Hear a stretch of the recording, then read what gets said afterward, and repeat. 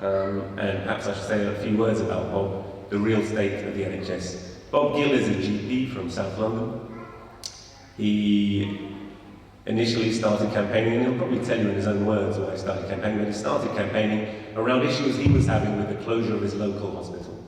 And as he became more and more drawn into that fight and struggle, he became more and more aware of a very joined up, very real conspiracy to fully privatise and run down our health service. And I think, without saying much more, I'm going to hand over to Bob, because he'll tell that story in his own words and very powerfully. And he'll give you a good idea of the real obstacles we're facing. They're very joined up obstacles.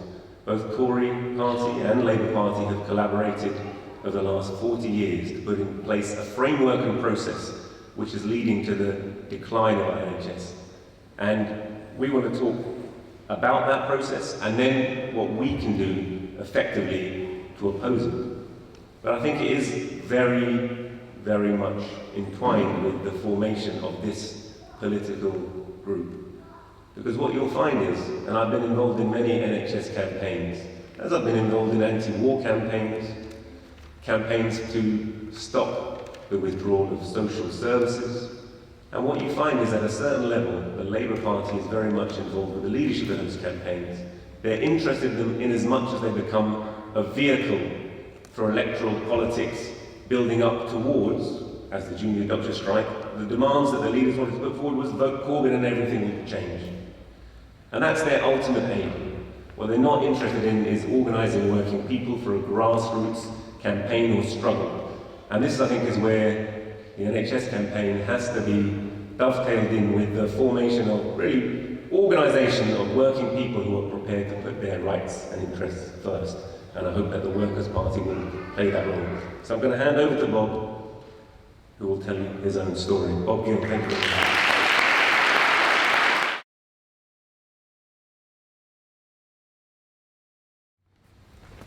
Thank you, Ranjit. Thank you, Workers' Party of Britain, for inviting me along today. How long have I got, Ranjit? An hour or 45 minutes? Maybe. Okay.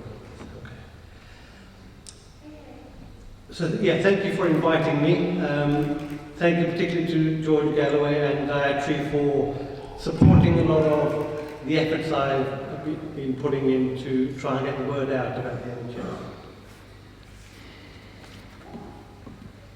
What I want to do in the 45 minutes or so is to give you a background of how we got to where we are, and also a firm understanding of how we're going to end up with the dysfunctional, corrupt, twice as expensive and worse performing US healthcare system.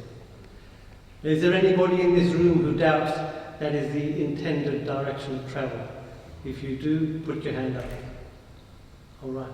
My work's going to be easy today, so you already know. There was some discussion earlier about when did all this start. I had a feeling during my early training. I qualified as a doctor from Sheffield in 1993. I'll go back a little bit further. I was born in Birmingham, Dudley Road Hospital. I don't know if that's still standing. I'm the son of immigrants. My grandfather was in the British Army, then worked in the steel foundries in Birmingham, and then went on to work for British Gypsum in Nottingham. So very hard, labour-intensive work. And something that was drummed into us very early on was, compared to the village they came from, the UK in the 60s and 70s was like heaven on earth. Why?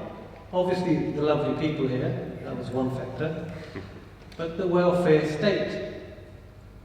You had access to healthcare, you had free education, you could go to university and get a grant to go and come out without a single penny's worth of debt. What's not to like? And it was also clear you need to make the most of these opportunities.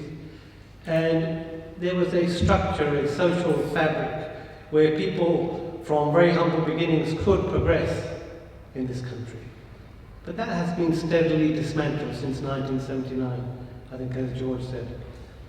There has been a 40-year program to remove all the rights and protections and civil services and social services that the country paid a very heavy price for in 2 world wars. Most of that has disappeared, or is disappearing fast.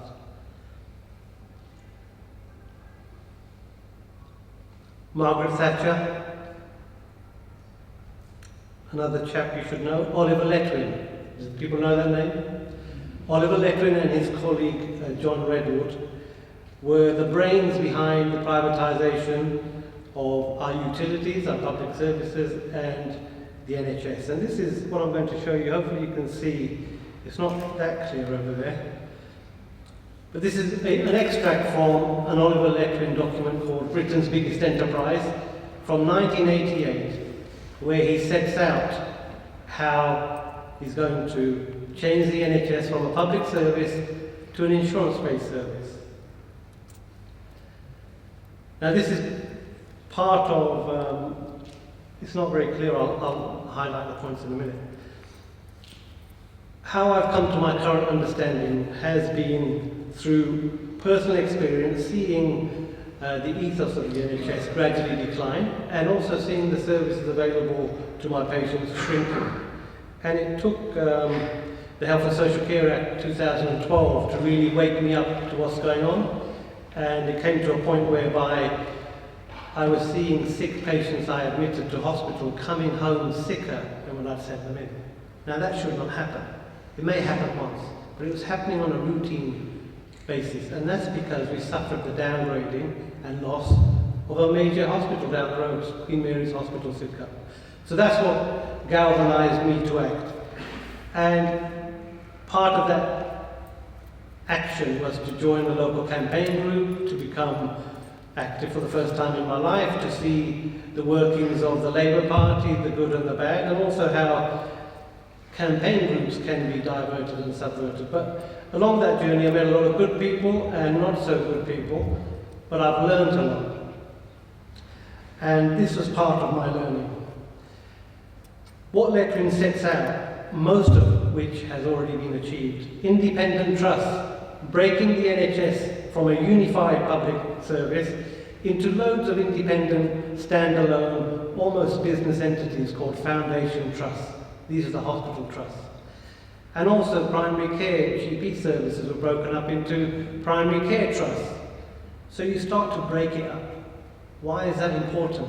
It's very hard to privatise the NHS because it's so big, and there's no corporation on earth that could take on the whole enterprise in one big step.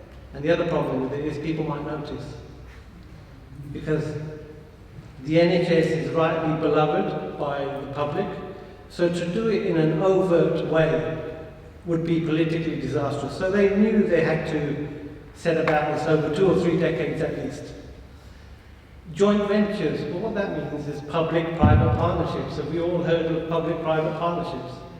And perhaps one of the most scandalous is private finance initiative, where the public borrow expensively from private financial institutions and saddle the NHS with debt.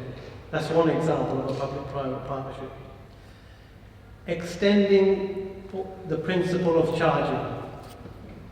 Patient charges. How do you do that? First, you establish an infrastructure by blaming immigrants and health tourists. You bring in an infrastructure which you have every intention of using for everybody.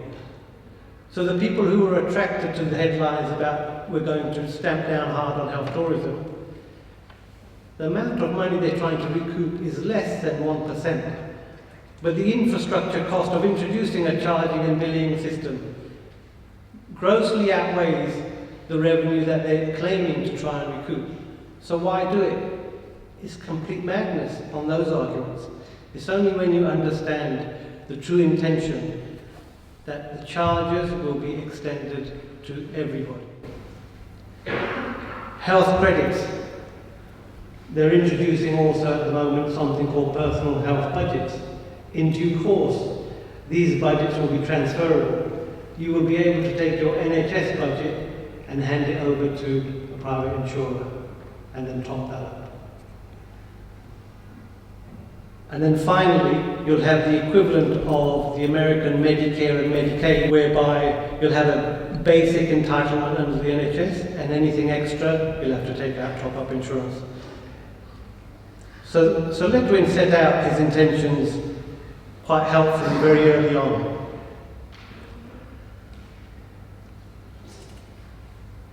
What have we seen happening ever since?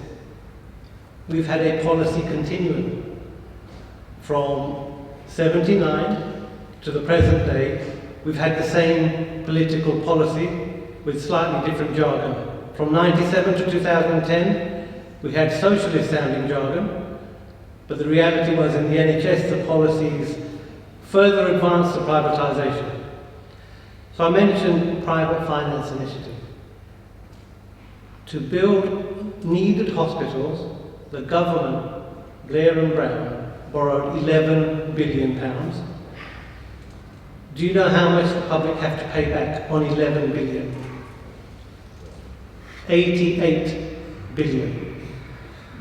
Now, would you borrow a mortgage from a bank and pay back 8 times your original borrowing? Hands up. To borrow a phrase, I've got a bridge I'd like to send you. If you're putting your hands up to that one. What's worse is we don't own the hospital after the term of the mortgage. Can you imagine your mortgage, you've paid off your mortgage and the bank comes and says, hand over the keys, it's our house. That's what Tony Blair and Gordon Brown signed us up to with PFI. What else did they do? Leading up to Blair's administration, we already had the splitting up of the NHS workforce, the cleaning, the catering, the portering, they all were outsourced. But for the first time in the early 2000s, clinical care was starting to be outsourced. Independent treatment centres. So private operators were given a very generous payment to come and cream off the easy work out of the NHS and generate a profit, and they were paid for work that they didn't even perform. Now, who wouldn't mind a contract like that? Very generous indeed. And by doing that, by cherry picking, they left all the complicated, expensive patients with the NHS, without the funding and the cross-subsidy that used to occur when you looked after the whole patient group. So that was a deliberate destabilisation of the NHS by sucking out the profitable work. And that has expanded exponentially ever since.